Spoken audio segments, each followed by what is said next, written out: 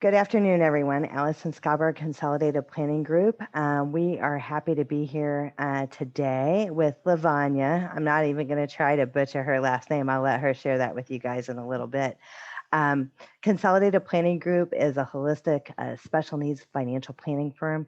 We put out a lot of educational events on a weekly, monthly basis for special needs families, and we are excited to have Lavanya with us from the Texas Workforce Commission, Vocational Rehab, talking to us today about everything that we need to know about vocational rehab. And it's something that if you've attended this before, we're glad you're back. It's kind of a lot to take in. We talk about a lot of deep and wide concepts when it comes to special needs planning. And this is a topic that there's really been a lot of confusion on. So today, Lavanya is in place of Marilyn Gilbreath. Marilyn, as our speaker, actually lost her voice.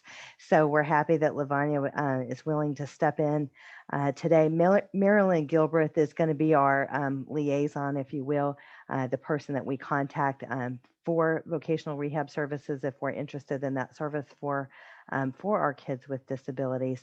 So without saying anything more, I think I'm going to turn everything over to Lavanya. I'm going to have you guys go ahead and put your questions today as we're going through the presentation. Go ahead and put your questions in the chat box, and we're going to get to just as many of them as we can.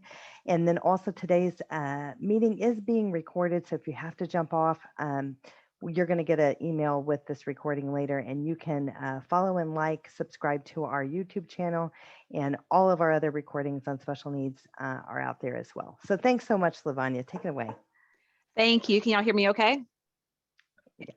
Okay, I am Lavanya Tryon Adetoro, and I know it's a mouthful, so Lavanya is perfectly fine. I work with regional programs. I'm a regional program specialist with Texas Workforce Commission Vocational Rehabilitation Services. So as Allison stated, Marilyn is the point of contact for outreach services. So she works a lot with connecting with community resources like Consolidated Planning Group and other resources in our community to make sure that you all know what VR services are and that we are here to connect with you. So I'm privileged to be able to stand in her gap. All the information that I'm giving you is her information. What my position does at regional office is I work as a specialist and a subject matter expert for about 23 of our specialty kind of areas. And I'll tell you about several of those today as well. Okay. So again, this is VR services, so vocational rehabilitation services. I know many people have heard of us before, and you may have heard of us under several different names. We used to be TRC, then we've been DARS, and now we are currently Texas Workforce. You'll either hear Commission or Solutions Vocational Rehabilitation Services. So same name, different name, same incentive and same focus, which is helping you get back to work. So what is VR services? So vocational rehabilitation services help people with disabilities obtain, retain, or advance in competitive integrative employment. I'm going to go into a little bit more detail of those as well. So our focus is always about employment. So our goal is, what services do you need in order to either get a job, keep a job, or maybe advance in a career as well? We can assist in those services. So who do we serve?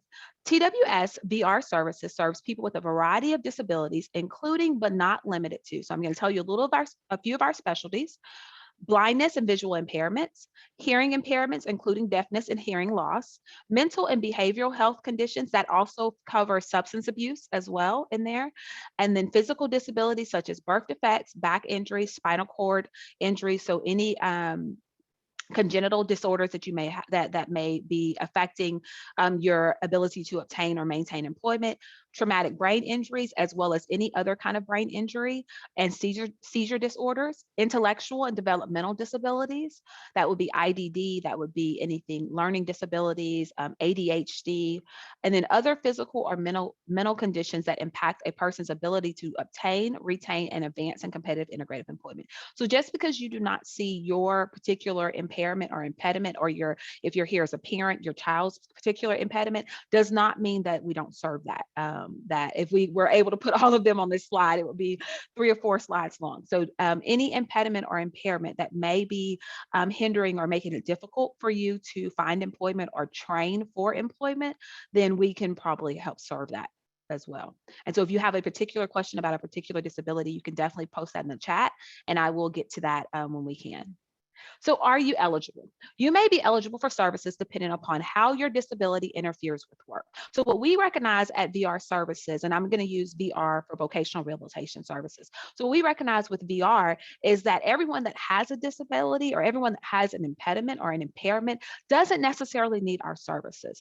So there's many Americans that are, or Texans that are working with disabilities and they're not needing any services at this point. So just because you have a disability or you have an impediment does not mean necessarily that it is affecting your ability to go to work or keep your job, and that means that you may not need our services. So I'm going to tell you about the criteria. We have a 4-part criteria for eligibility services. The first eligibility criteria is that the customer has to have a physical or mental impairment or disability that results in substantial barriers to preparing for, obtaining, engaging in, retaining, or advancing in employment. A lot of words. What that means is that this person who is applying for services must have something physically or mentally that is impairing them in being able to get a job, keep a job, advance in a job, or prepare for a job as well. Now, the second requirement for eligibility means that the impairment must cause a substantial impediment to employment. So as I stated a few slides ago, that just because you have an impairment or you have a disability, that does not necessarily mean that you need our services. So our services are needs-based in the sense that you are experiencing some kind of disability or some kind of impairment that is causing an impediment to employment. And then what is the third criteria? The third criteria says the customer requires VR services to prepare for, obtain, engage in, retain, or advance in employment. So what that means is that you have an impairment or an impediment, you need our services because it's causing a substantial impediment to employment, and then you can benefit from some services that we provide. So we have a wide range of services, which I will tell you about in just a second. Some of those services, some services that you may need, we may not be able to provide. So what this eligibility criteria states is that based on your individualized needs and based on the services that we provide, those match in order to reduce or remove that impediment that is caused. And then the fourth criteria for eligibility, the customer would benefit from services as determined by the ability to obtain, retain, and advance in competitive integrative employment upon completion of VR services. So I know these are a lot of kind of technical terms, so I'm going to give you an example of what this would look like for eligibility criteria. So the 4-part eligibility criteria would be, the first one is that the person must have a substantial, an impediment to employment. So let's say a person has epilepsy, which is a seizure disorder. So that would be the first criteria. They do have a disability, a diagnosis. The second criteria says that it has to be a substantial impediment to employment. Well, this person requires monitoring. This person requires medication in order for them to remain seizure-free. This person requires accommodations on the job because they will need someone that knows that they have seizures so that they can be able to assist them.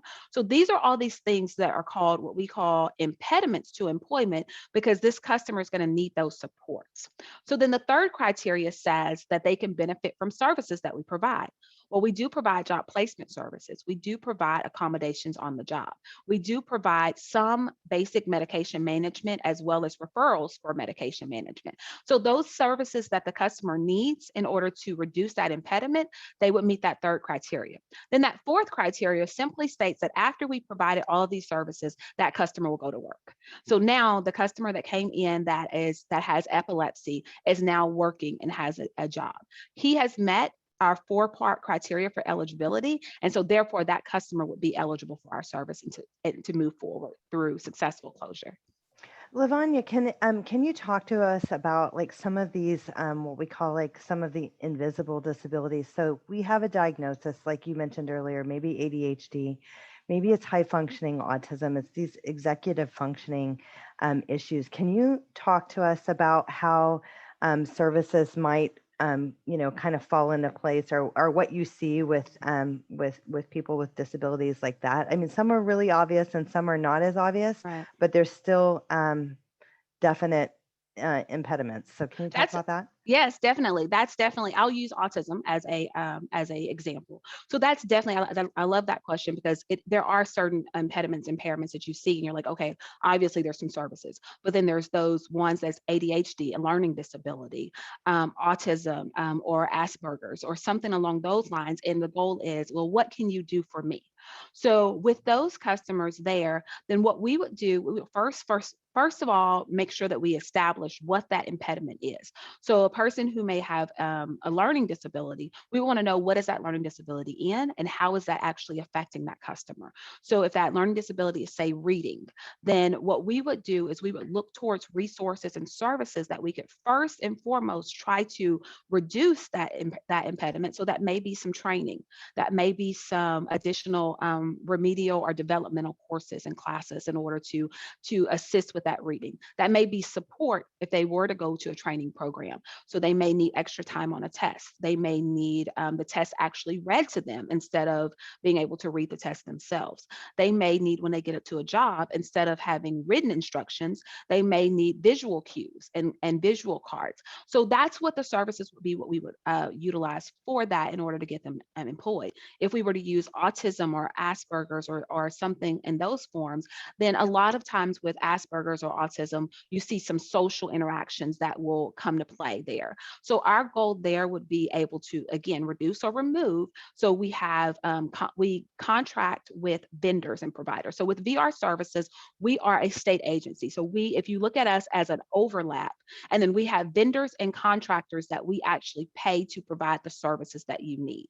So we have services that are for ABA, Applied Behavioral Analysis Services, which assist some students that have autism, Asperger's, or social developmental disorders in increasing those. We do group therapy, group counseling services with them. We also can assist with what's called a job coach. So a job coach is someone that when that person gets employed, that job coach is there as a liaison between the customer and the employer. So they're there to teach the customer how to work with the employer, but also to teach that employer how to work with that customer better.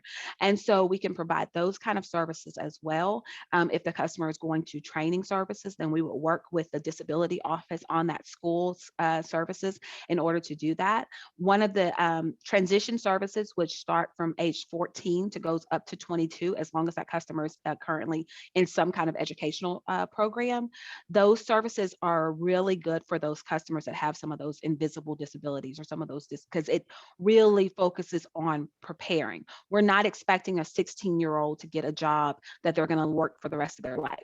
We're expecting a 16-year-old to get some employment training and to get some services in order to know, well, what my difficulties may I have on the job? And then our goal is to help remove and reduce the impediments, so that way as they progress into adulthood and start looking at more careers, they're for that. So we have programs like what's called SEAL, which is Summer Earn and Learn, which is we put a customer in a temporary job for the summer, and they have multiple supports there, and they're able to learn some things that they like, some things that they don't like, but also how that impediment, impairment, or disability is going to play out in a real life work environment as well.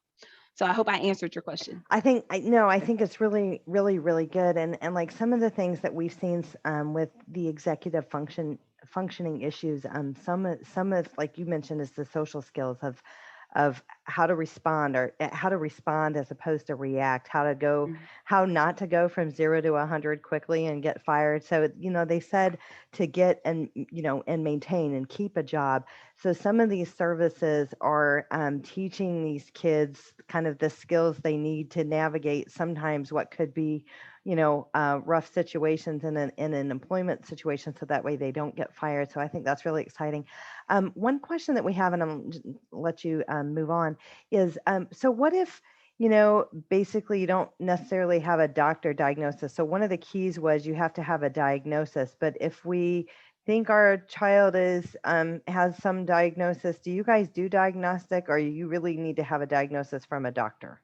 So we do do diagnostics and assessments, and we will pay for those as well. If the customer does not have comparable benefits, which is insurance or Medicaid or CHIP or something that would pay for those kind of services, then we can assist. So our actually eligibility criteria does not say disability; it says impairment. So if the customer comes in and they do not have that disability label or diagnosis, but there is an impairment that is causing an impediment. So if there's a mental or physical condition that is causing a barrier, then we can assist in getting that first and foremost diagnosed. And the reason we go with diagnosis a lot of times is when we're getting into employment. ADA and the Americans Disability Act, it covers diagnosed disabilities, and so we want to make sure that it's covered. And when you're looking for resources, especially when you're going to school and things like that, so it's either the presence or I forget the wording, not illusion, but the presence or the idea that this person may have that impediment as well. So our goal is to kind of follow along with that same thinking. And if a customer comes in and a potential customer or applicant comes in and says, I know I may have learning disability, or I know I may have ADHD or autism, and it's been affecting me, but I've never been diagnosed with it. If that person is in school, say they're 14 or 15, then the goal first and foremost is to go through the school system, because the school system should be testing the student. But if we find that that customer is not able to get tested for that school, or something happened and that test was done like when they were in third grade or fourth grade or something, then we can go ahead and assist with getting up-to-date records to diagnose those disabilities. Can you tell us what happens if we have a loved one that is older than 22? You mentioned age 14 to 22. Can you tell Yes. us about that? Yes. So we have two programs under the VR. Well, we actually have three programs under the VR services. We have what's called potentially eligible. So what potentially eligible means that these are these customers that are within the same age as transition, which is 14 to 22, but these are customers that have not yet committed to the full VR services. So say, for instance, that program that I mentioned, which was Summer Earn and Learn, meaning that you're not ready to sign your child up for services yet, but you want them to get some work experience during the summer, but you don't want them to have to participate in services throughout the rest of the school year. So then that person can go into what's called potentially eligible, which means that there are some services that are work preparation, career exploration services that we can provide for that customer under that envelope. Then our second bucket is called transition services, and that's 14 to 22, as long as they are they are considered a student with a disability. So that means they have to be in some kind of training program that receives a credential. And then that program is they can receive the exact same services they can receive in potentially eligible, but it's a little bit broader as well. So some of the services that we couldn't provide in potentially eligible, because this customer is considered a full customer of VR services, then they would be able to get that. Anyone that is over 22 or not in school would qualify what we call general VR services. So what that is that there is no age cap. If you are 90 years old and you want to go to work and you want to stay working, that's completely okay. The cap is on employment. So is there an employment goal, and are you capable of getting employment as well? So I've personally had a customer that was 79 that was still working and just needed some new hearing aids. And so that was a person I was able to assist in that area.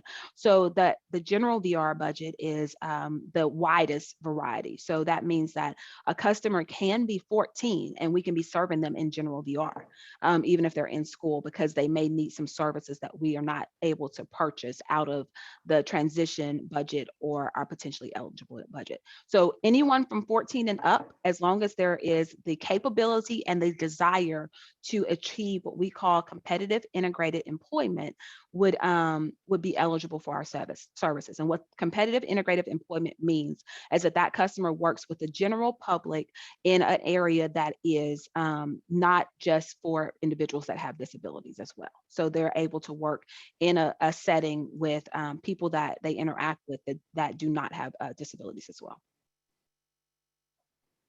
Okay. Thank Any other you. questions? No, we're good for Okay. right now. We're going to go ahead. Okay. So that's our 4-point criteria. So eligibility for VR services does not depend on your income. So this one has been one that we've heard a lot of kind of chatter back and forth about, or confusion about whether you pay for VR services or not. And so what VR services are, vocational rehabilitation, we are federally funded. So our money comes from the federal government, and we have some state funding as well. We are a free agency. What that means is that applying for our services are free. So anything that is related to applying for our services, diagnosing a disability, job placement services, all of those services are services that are free. What comes into place as far as the income of the individual or the parent, if the individual is a dependent, is what we call basic living requirement. And what that means is that if we have, for instance, a customer that needs a wheelchair, and that person has insurance, and then they're under their parents' income, our system will generate they will look at the income and then certain expenses, and it would say how much could this person contribute to the cost of services. So that means that person would not be paying us, they would actually be paying a portion of that wheelchair, that service that we're actually providing for them. And then we would purchase whatever the remaining portion is. So sometimes that is a little confused because people think that they're paying us, and they're not paying us. You're actually paying directly for that good or service. So if you didn't have us and that wheelchair was $60,000, you would be responsible for paying that full $60,000. But if you're with us and we're assisting you in going to work, and maybe your portion is only 10,000, or let's say 6,000, then we would be responsible for paying that other $54,000. So that's the way that looks for the income relation. And that's why when a counselor comes in with potentially eligible, we do not need any income. With transition services and VR services, your counselor will always ask you for income, because that is a requirement of our agency. So I just want to make sure that's kind of clear. So when you have a child that's 18 that's still living under your roof, like for SSI purposes, when they turn 18, the income is based off of the individual's income once they turn 18. Is that true for this as well? So it's two different answers. So if that person has SSI or SSDI for their own disability, then there's never a BLR, which means any service that they qualify for, that we can provide, will be at full cost for us, which means that we will never ask for income other than proof of the continued SSI disability. So if it can't be survivors, it can't be based on a parent, and it has to be based on that customer's individual disability. So if they have disability related SSI, SSDI, then every service that we provide will be paid for full cost with VR services. And then the second answer to your question is, if a customer comes in without SSI, SSDI, and they are 18, if they are still dependent on the parents, meaning they're not paying rent, they're not paying room and board, then yes, the parent's income will be looked at, because that's how that person is being taken care of. Okay, great. Okay, see the next slide. So what kind of services are available? So I'm going to give you this is a brief overview of some of the services that could be provided to you in VR service. So training, what does that look like? It can look like 4-year degree. It can look like a short-term program. It can look like cosmetology, a bachelor's degree, some cases a master's degree. It can look at short-term individualized training, as well as going into post-secondary collegiate or universities.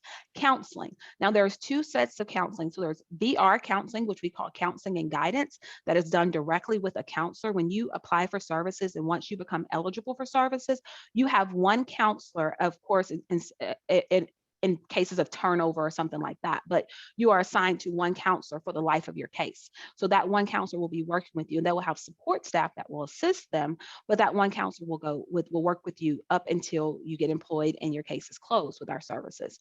So that's the counseling that we will provide, a guidance as far as disability related issues in order to get to work. We also can provide mental health counseling, which means that if you need to go to a psychologist or a therapist or a psychiatrist for counseling, counseling, then we are able to assist with that on a limited basis.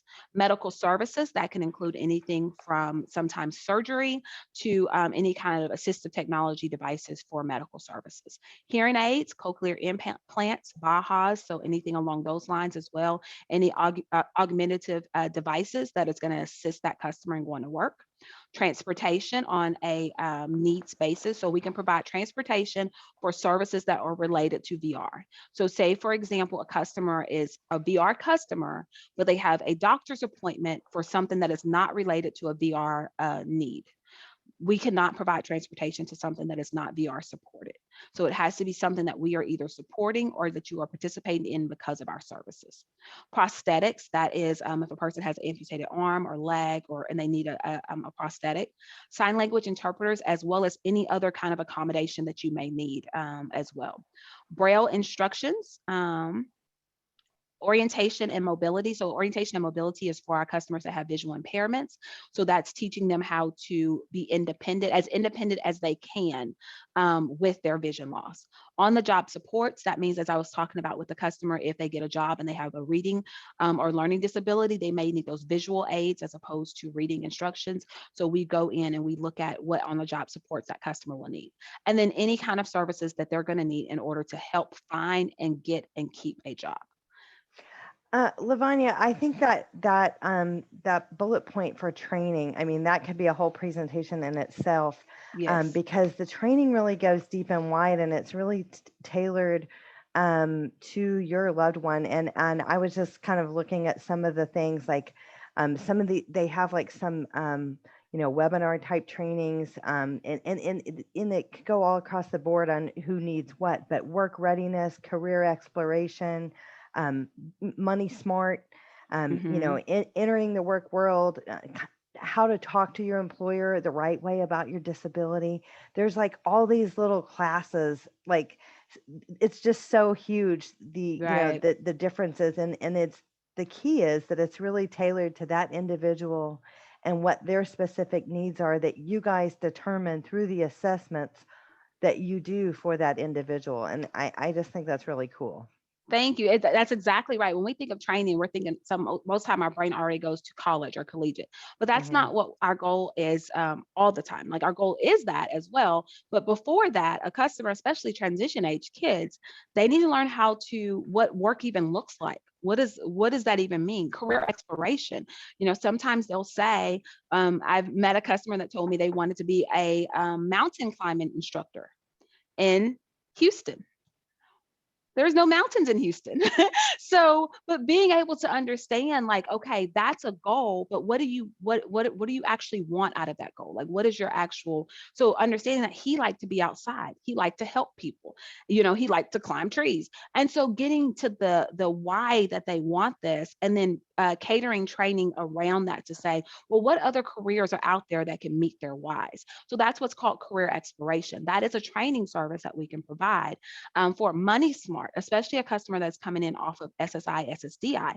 They need to understand how to manage their money once they go to work and those kind of things. So those are services that we can provide as well. Understanding that interpersonal skills. So especially for our learning disabilities, IDD, borderline intellectual functioning, autism spectrum, those are ones that the interpersonal skills and training are vital, because they need to know what is appropriate and what is inappropriate on the job, in the job place. And those trainings are catered to the customer. They can be done individualized, or they can be done in a group setting, depending on the customer, depending on the vendor.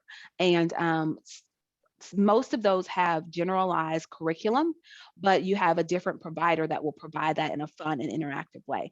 And due to COVID-19, most of our services are being provided virtually.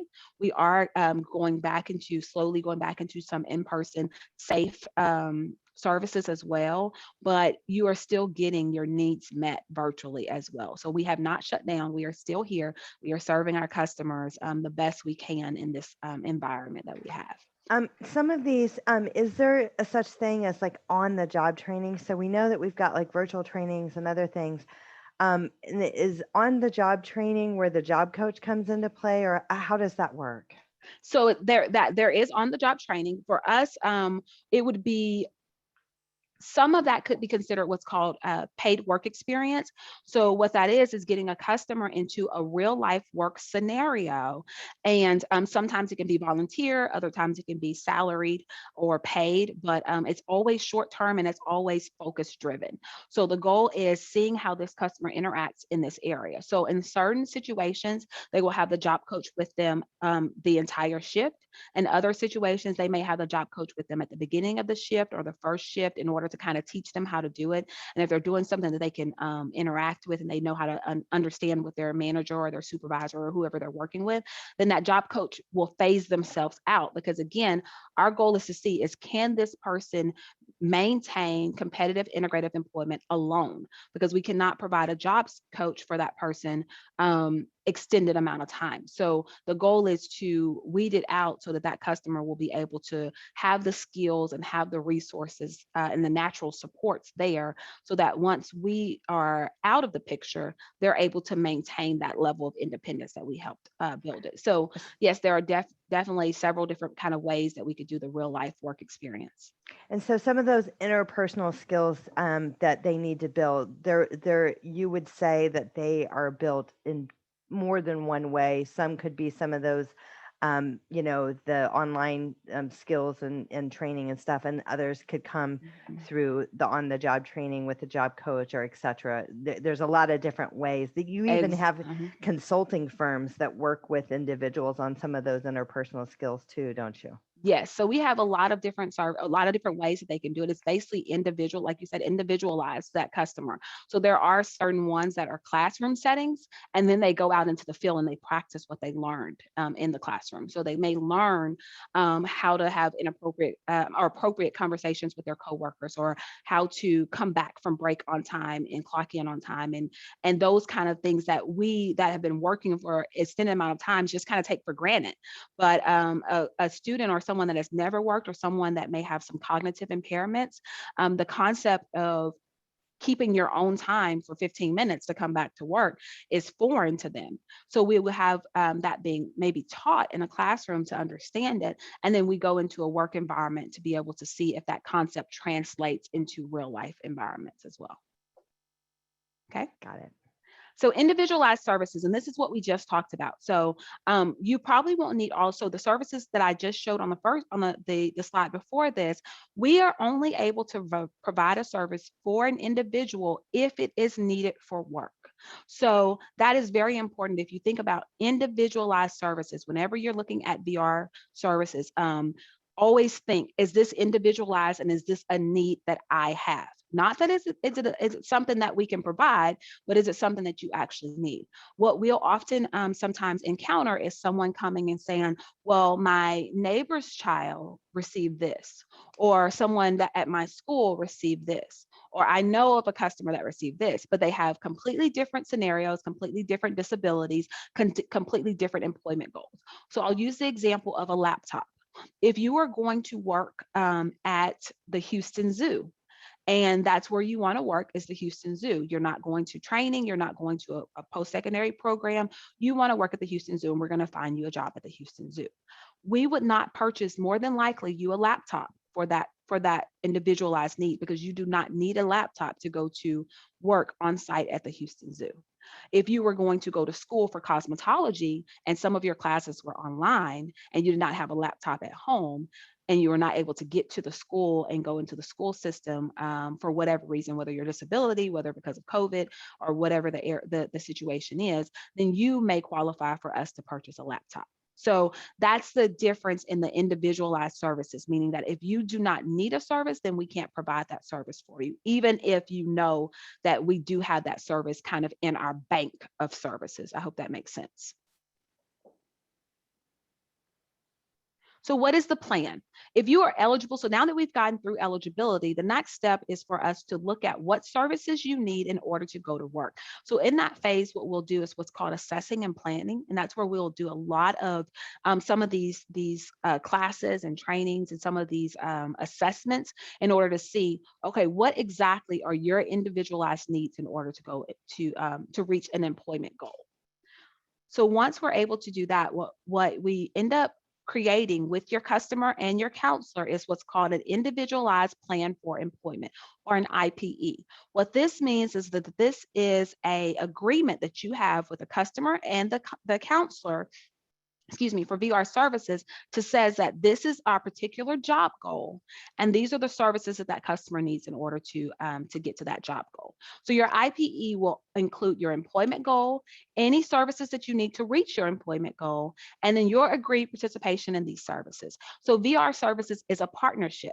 So it is not the customer doing everything. It is not the counselor doing everything. It is us working together to assist you in getting to your employment goal. And we want to look at realistic employment goals as well as employment goals that will be able to highlight your capabilities, your abilities, your interests, your talents, and all of those included. So working towards your IPE goal. So your counselor and you will monitor your progress and participation in the services provided. So as we have a customer, so for instance, going back to that example of working at the Houston Zoo, if we have a customer that is working towards going to the Houston Zoo, that is their employment goal, is to be a Houston Zoo employee, or veterinarian tech, or whatever that actual job is at the Houston Zoo. And then what we would look at is say, what services do you need? We would build a plan based on those services. And then throughout the life of your case, we will provide those services and monitor your progress towards those services. Then we have what's called successful closure. So again, we're all about work, right? So our goal, the way successful closure works, we only have the case is considered a success if you go to work and maintain that job. So our goal is every service that we provide for you is to get you into the workforce. And getting into the workforce looks different for everyone. For some customers, it looks like 40 hours a week. For others, it may look like 5. So there is no cap on what we consider a successful employment goal. The successful employment goal means that for the number of hours that you are working, that you are making at least minimum wage. And so if we can verify that you're making at least minimum wage and that you are working in a competitive integrative employment, that means in an environment that serves and hires both individuals with and without disabilities, then our goal is to keep monitoring you for stability. Once you're stable on that job, then our goal is to say, you're successfully rehabilitated. We've helped you. You fulfilled your obligation to the state by going to work and maintaining that job, as well as giving your counselor proof of income and proof of wages.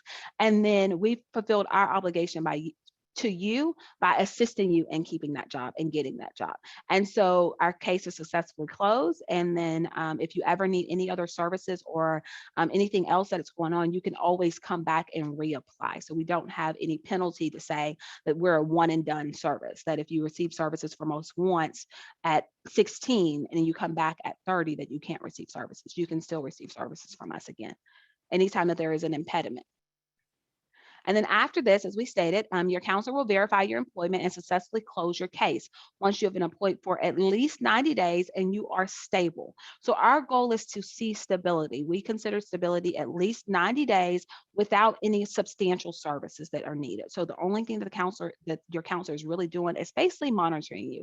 You may have a couple of questions. You may need a little bit of support on the job. You may have a conversation with your boss and you need some kind of natural supports that your boss should be providing. And we can still assist with those areas as well. But overall, you are stable in this job and we are ready to step out and allow you to assert your independence. And this, I'm not going to read this, but this is federal funding information. As I stated, we are federally funded. So 90% of our money comes from federal and 10% comes from state. And so what that means is that we have laws and requirements that we must adhere to based on federal requirements. There are certain things that we cannot purchase with federal money, and there are certain things that we can. So with this kind of gives us that information to say, the funds that we receive are federal dollars, and we have to account for all federal dollars, and they have to state that they were all utilized to help a person obtain or maintain a job.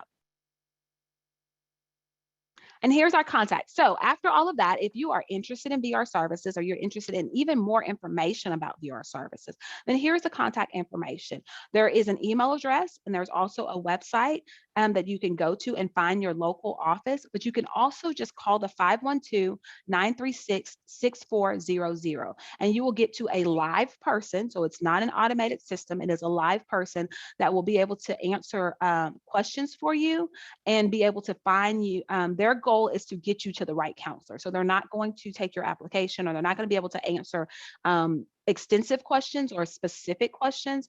Their goal is to get you into the right hands of a person that can answer those questions for you. So you can email, you can call that number as well, or you can go to that website and look up the office that is near to you, and you can call that office directly. This is Marilyn Gilbert's information. She is the one that actually does this presentation, and she will be the liaison. So if you want to contact her directly instead of going to Austin, you can contact her directly as well, and she will be able to assist you. She's definitely a great contact. I would, yeah, screenshot that. You need that Yeah, information. It's good. she is the contact. So you Yeah. definitely, you just have my face, but her words today. Yep, and that's it for our section. So I'm not sure if we want to go ahead and ask any other questions.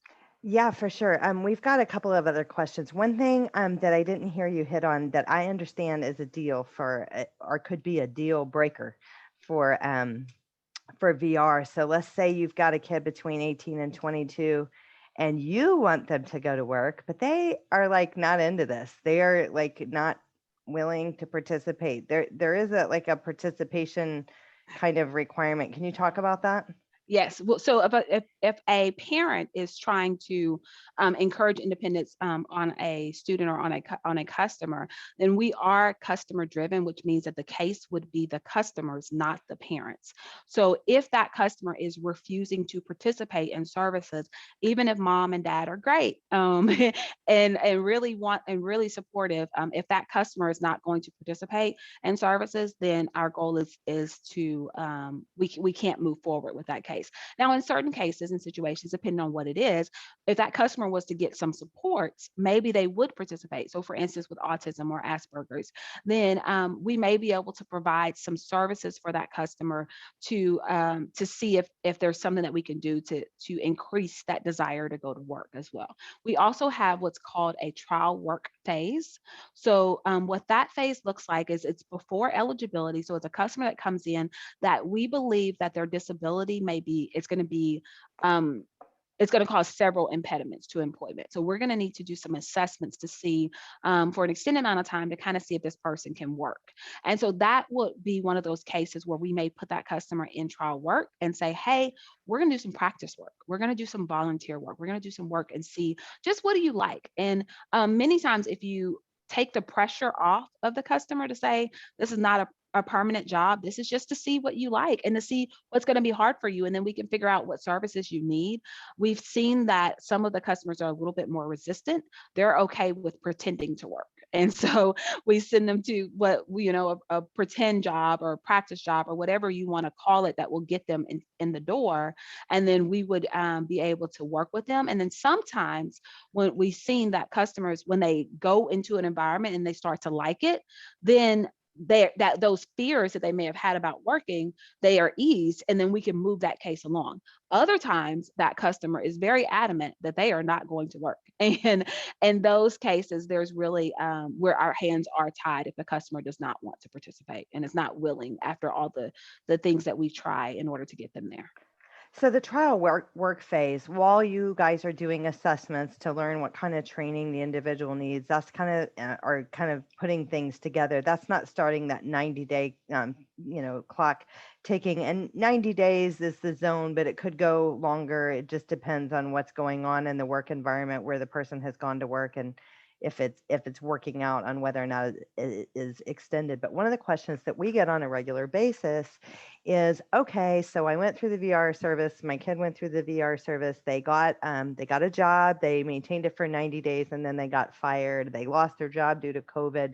Then can I come back to VR? So if I did my services with VR and I complied and I did what I was supposed to do and then I lost my job and I need help again, can I come back to you?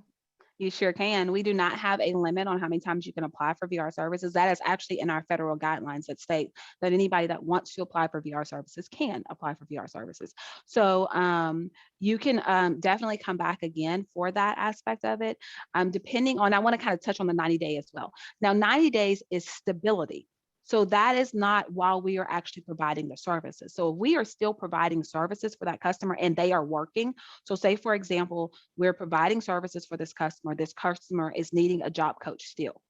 If we have a job coach on site, our 90 days have not started because they're not in stability. So 90 days start after stability. That means that basically all we're doing is monitoring, at that time frame. And that's when that 90 days starts. But if anything happens either during that 90 days or after that 90 days, then come on back to the counselor, come on back to our services and say, hey, I need some more support. And we'll be happy to assist that customer as well, as long as it's disability and employment related.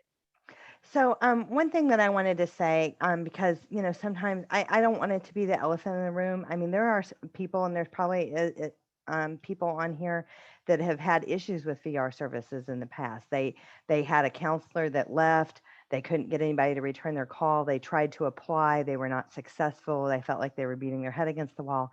And so I just wanted to say that they know that, and that's why Marilyn Gilbreath was basically her position was created to alleviate some of those issues that have been an issue in the past. So if that's happened to you, you're not alone, but they have really taken drastic measures to fix that. And I'm hearing really positive things moving forward with you guys. And so that is really, really exciting. So Thank you. one thing, and we'll kind of advance the slide. One thing that comes up, and I hear from a lot of our families, well, my child gets SSI and Medicaid, so they go to work, is this going to mess this up? And so, that is a tough question. And so the answer is mostly not. Okay. So again, the key with VR is competitive employment. Okay. The competitive, not underemployment, right? So that's the first key. So with SSI and Medicaid, if you are a full-time student, okay, so when we're talking about kids that are from 18 to 22, so that's the magic age for SSI as far as a full-time student. But basically, if you're a full-time student, you can show documentation that you're a full-time student. If you're a student with disability, that full-time is 8 hours, not 12, okay? Your SSI benefits cannot be reduced. They won't be reduced if you're working. So you can work and earn up to $13.10 a month and not have your SSI benefits reduced if you're a full-time student. So after that 18 to 22, that goes away and SSI benefits are reduced. But you can still be working and earning a wage. And even though your SSI benefits are reduced, you still maintain Medicaid eligibility. And we can help people with that. But that is something that comes up all the time. But at the end of the day, if you can earn up to the 1310, I mean, 1310 is certainly better than 794 a month, right? Right. And you're getting the 1310 and the 794 because that is called a student earned income exclusion. And so you're able to basically, now the key, what you're saying is, Allison, is to communicate with SSI. What happens to a lot of our parents is that they think that these are just automatic, or they don't go and actually communicate that your child is working or their child is doing these things. And then that social security number pops up with income on there. And now you have a mess of trying to clear it up. Yes. So It is a always, requirement to report that to the Social Security Administration. Also, employment, or if employment stopped, you are required to report that event. But also, I want to make clear that when you call the Social Security Administration, and unless you like specifically talk about the student, the full-time student employment exclusion, they're not going to apply it. So even though you might have mentioned that your kid's a full-time student, they're kind of order takers. So when you call there, you have to say, I understand that my child's SSI benefits are not going to be reduced as long as they're a full-time student between the ages of 18 to 22. And if they're working, so I wanted to make sure that exclusion is applied, because if you don't say anything, it's just simply not, and their benefits will be reduced for the income that's coming in. But that's probably like a whole nother presentation. But well, I just and wanted that's to what mention yeah. that is, I mean, that's an issue and it's a fixable issue.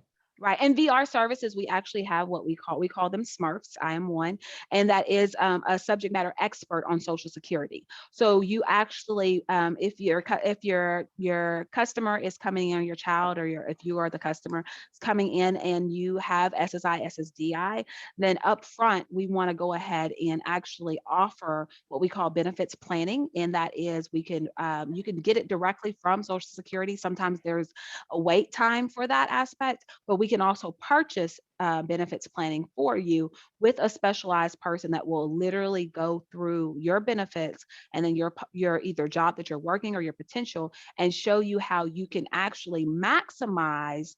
Even if you lose your money, you maintain Medicaid, but you're actually making money. So the way you're losing the money is because I'm making more than this amount. So I didn't lose anything, I actually gained it. So our goal is to walk you through that as well. Okay, I think the only question that I missed was about transportation. Does VR services, can you talk about what VR services does for transportation? Some of our kids with disabilities don't drive.